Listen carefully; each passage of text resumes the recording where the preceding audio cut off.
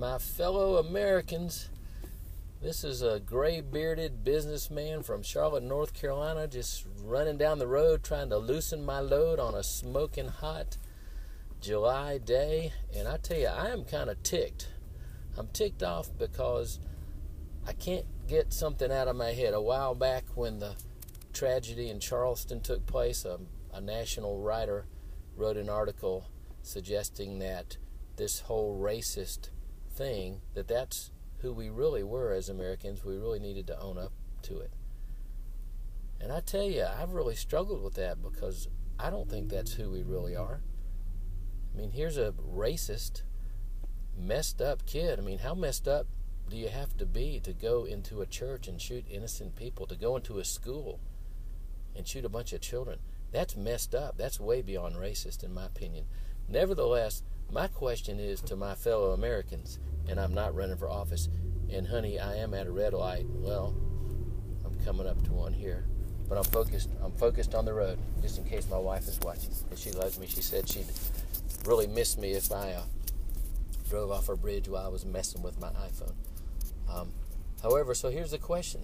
Who are we? Are we a bunch of racists? Or are we a bunch of folks that will look at a racist and say, love is greater than hate. We forgive you. I think that's who we are. Are we like the thousands of red, yellow, black, and white people who joined those families in Charleston and sang and worshiped and wept and grieved and yet rose triumphant? I think that's who we are. Are we like the people that loaded up hundreds of tons of supplies and aid and got on a Samaritan's Purse plane and flew to the Philippines a couple years ago to help those people? Are we like the people, thousands I suppose, who sent to an African-American businesswoman in Ferguson, Missouri, where her store, her life savings had gone into building this business? Her store had been torched and messed up by, I suppose, some folks from the communities, mostly African-American. I don't know. I think that's accurate. But regardless, people from around the country by the thousands sent, I think, a couple $100,000.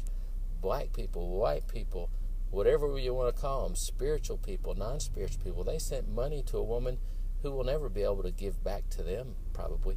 They said, we will help you. You're an American. You're in trouble. We will help you. I think that's who we really are. What do you think?